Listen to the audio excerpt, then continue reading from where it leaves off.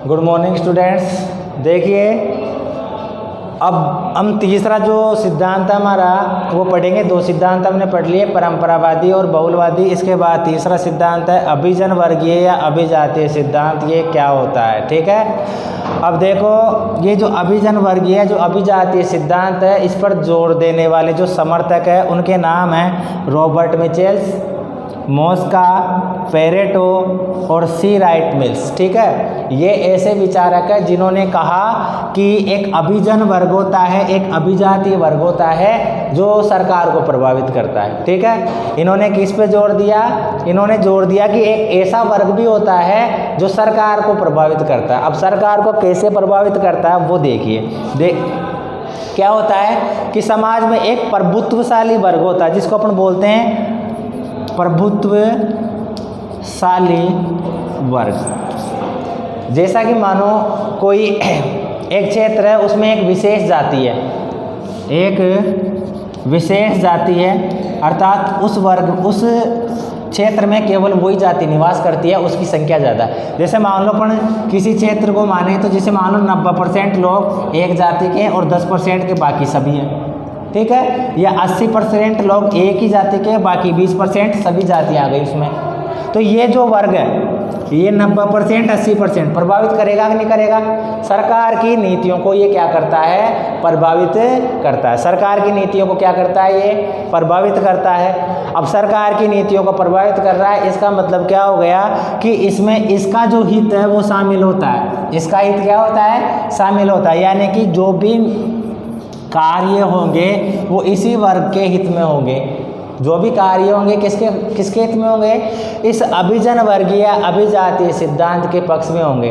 अब देखो इसके पक्ष में कैसे होंगे या किस तरीके से होंगे, तो देखिए आप जानते हो कुछ वर्ग ऐसे होते हैं, अर्थात हम एक संसाधनों के आधार पर भी बात करें या आर्थिक रूप से बात करें तो समाज में दो प्रकार के लोग हैं, अमीर और गरीब। तो जो अमीर लोग होते हैं वो सरकार की नीतियों को क्या करेंगे? प्रभावित करेंगे, क्योंकि उनका जो समुदाय है वो मजबूत है, ठीक है। और वो जैसे आप जानते हो कि कई लोग ऐसे होते हैं जो सरकार को भी क्या करते हैं, वो फंड देते हैं चुनाव में लड़ने के लिए। लोग क्या कर देते हैं? पैसा दे देते हैं, ठीक है। तो वो जब स्थिति होती है तो उस स्थिति में क्या होता है कि जब उनके प्रतिनिधि चुने जाएंगे, जब उनके प्रतिनिधि चुन लिए गए, जीत गए वो, तो वो जब सरकार का गठन होगा तो सरकार की जो नीतियां बनेगी वो उनके पक्ष में ज़्यादा बनेगी, ठीक है। तो उनके पक्ष में ज़्यादा बनेगी, इसका मतलब क्या हुआ कि एक जो अभिजन वर्ग या अभिजातीय जो लोग हैं इनका फायदा ज़्यादा हुआ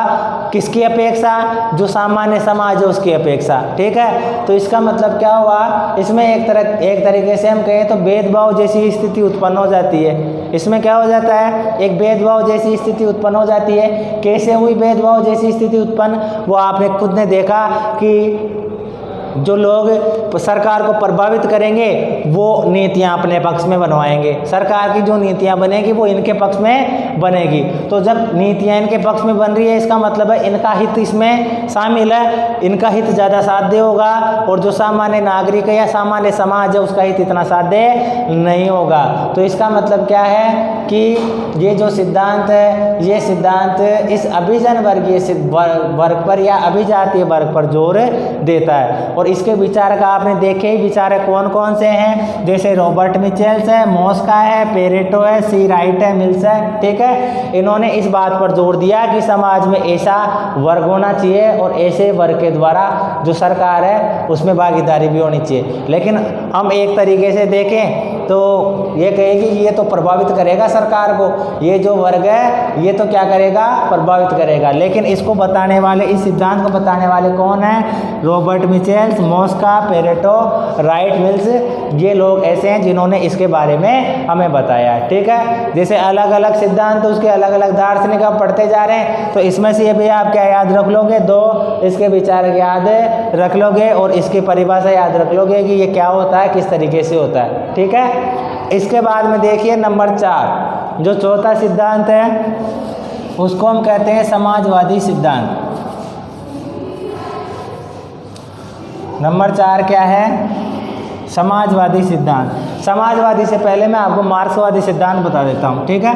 नंबर 4 है मार्क्सवादी सिद्धांत।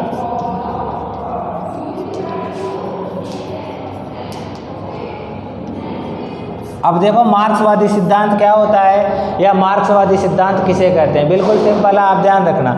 मार्क्सवादी जो सिद्धांत है, इस मार्क्सवादी सिद्धांत का प्रतिपादन किया था कार्ल मार्क्स ने। कार्ल मार्क्स ने इस सिद्धांत का प्रतिपादन किया था, ठीक है। इन्होंने बताया था इस सिद्धांत के बारे में, इसलिए इनके नाम पर इसका सिद्धांत का नाम क्या हो गया, मार्क्सवादी सिद्धांत। क्या हो गया इसका नाम है, मार्क्सवादी सिद्धांत। और कार्ल मार्क्स के बताने के बाद में इस सिद्धांत के कुछ समर्थक भी है, यानी कि इनका सपोर्ट भी किया है फिर किसी ने, तो समर्थन देने वाले हैं लेनिन, स्टालिन आदि। इन लोगों ने इनका समर्थन दिया। प्रतिपादन तो किसने कर दिया, कार्ल मार्क्स ने। और फिर समर्थन किसने दिया, लेनिन, स्टालिन और भी कुछ दार्शनिक थे जिन्होंने कहा भाई आपने जो सिद्धांत दिया है वो इसी प्रकार से होता है और ये सही है, ठीक है। अब देखिए ये जो सिद्धांत है मार्क्सवादी सिद्धांत, इसको हम पढ़ेंगे कि मार्क्सवादी सिद्धांत होता क्या है।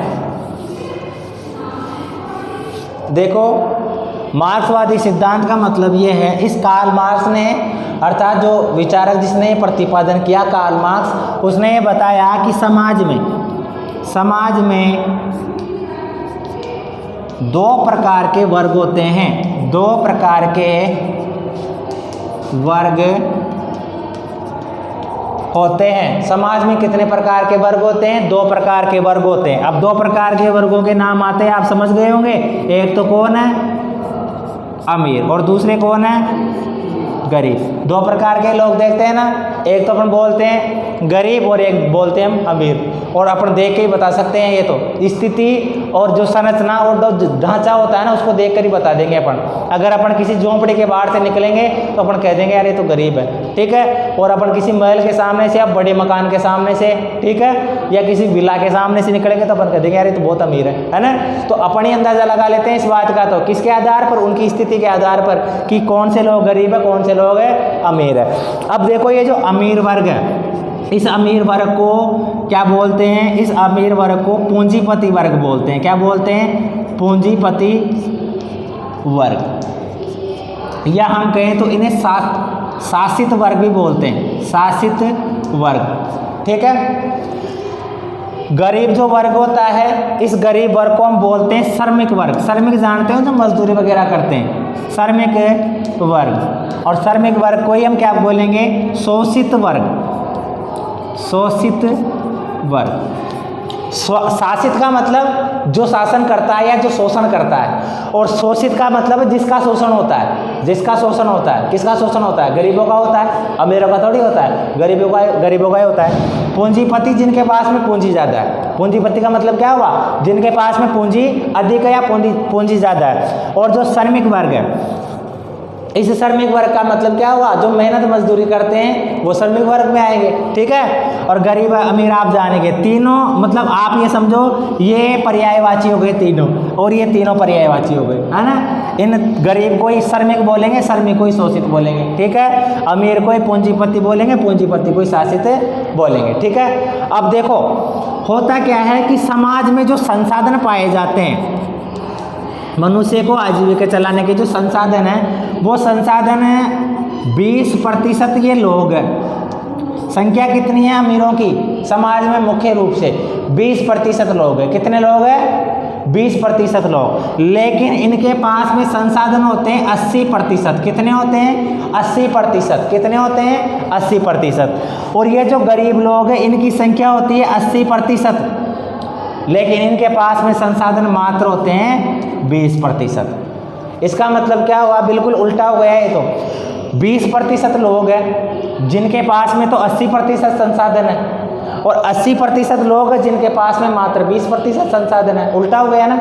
जैसे मान लो कि ये 20 लोग हैं, 20 लोगों के पास में 800 रुपये और 80 लोगों के पास में 200 रुपये। आप तो रुपये से समझ लो इसको, ठीक है। 20 लोग हैं जिनके पास में तो कितने रुपए हैं, 800 रुपये, और 80 लोग हैं उनके पास में कितने रुपए हैं? 200 रुपये। वही अंतर होता है संसाधनों का। तो जो अमीर है ना, उन अमीरों की संख्या तो 20% है, लेकिन संसाधन इनके पास में ज़्यादा 80% है, और गरीब लोगों की संख्या 80% है, लेकिन इनके पास में संसाधन है बहुत कम है, 20% संसाधन है। इसका मतलब इसका मतलब क्या हुआ? इसका मतलब ये हुआ कि जो गरीब है उन गरीबों की पूर्ति नहीं हो पाती ढंग से, बल्कि जो अमीर है वो शान शौकत से आराम से अपना जीवन यापन करते हैं। ठीक है, यही मतलब हुआ ना कि जो अमीर लोग हैं उनको तो किसी प्रकार की कोई समस्या नहीं आएगी, उनके पास में संसाधन पर्याप्त है, आराम से अपना जीवन यापन करेंगे अच्छी तरीके से। लेकिन जो गरीब लोग हैं उनके पास में तो संसाधनों की पूर्ति हो रही नहीं है। ठीक है, तो वो क्या होगा, उनका जो जीवन स्तर है वो निम्न होगा। इसको दूसरे उदाहरण से भी आप समझ सकते हो। जैसे मान लो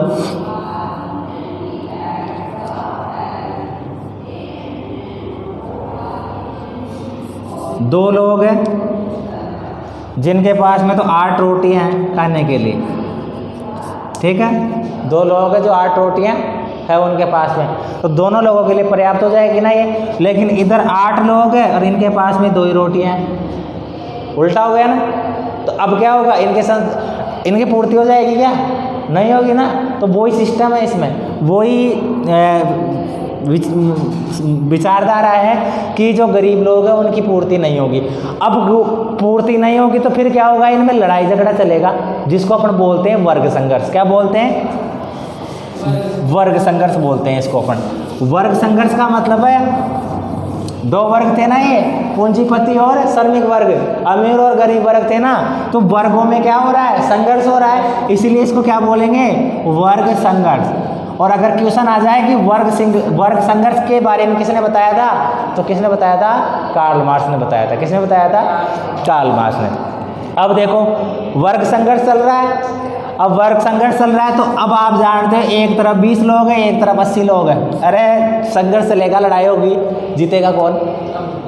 अमीर जीतेंगे? अमीर नहीं जीतेंगे, इसमें जीतेंगे ये गरीब। क्यों? इनकी संख्या 80 है। इनकी संख्या कितनी है? 80 है। 80% लोगों का इन 20% लोगों के संसाधनों पर अधिकार हो जाएगा, इस पर अधिकार हो जाएगा। ठीक है, इनका अधिकार हो गया। 80% लोग थे ना ये, तो इनका अधिकार हो जाएगा। तो ये सिद्धांत दिया। अब इसकी जो हम देखें तो 1789 में फ्रांस की क्रांति हुई थी। ठीक है, उसमें ये देखा गया था, वहाँ पर अमीर लोग कम थे, गरीब लोग ज़्यादा थे। फिर उनमें वो संघर्ष चला। संघर्ष चलने के बाद में जो गरीब लोग थे उन्होंने ये जो अमीर लोग थे इनके संसाधनों पर अधिकार कर लिया। और इसी फ्रांस की क्रांति में समानता,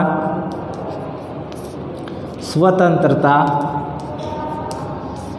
व बंधुत्व,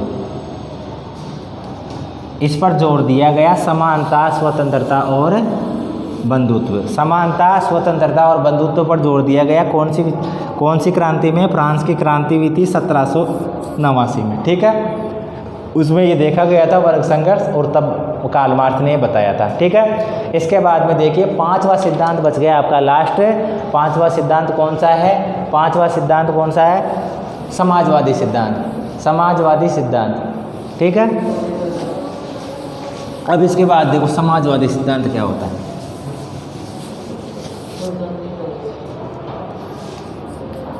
पांचवा सिद्धांत है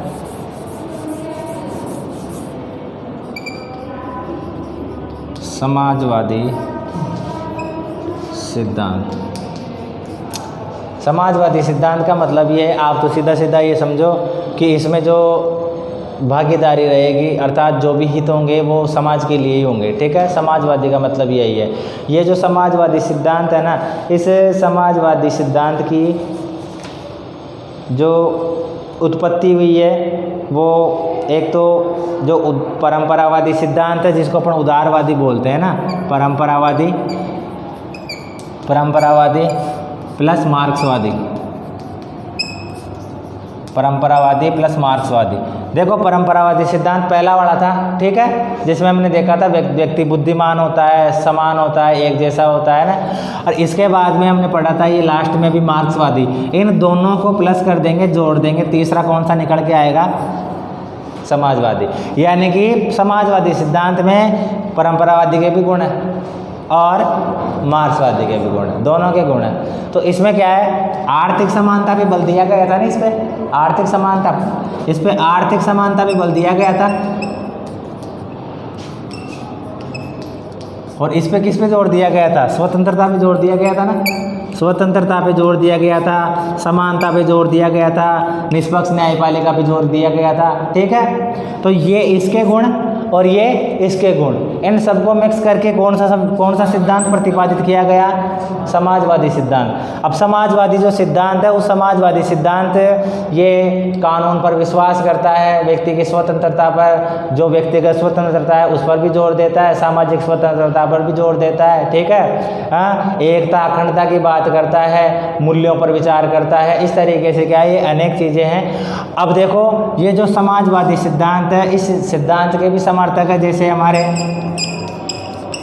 प्रधानमंत्री थे, पहले प्रधानमंत्री जवाहरलाल नेहरू, इसके अलावा राम मनोहर लोहिया। ठीक है, ये इस विचारधारा के लोग हैं, इन्होंने ये बताया था कि समाजवादी सिद्धांत इस तरीके से होता है। ठीक है, तो इस तरीके से हमने ये जो हमारे 5 सिद्धांत थे, 5 सिद्धांत कंप्लीट कर लिए। ठीक है।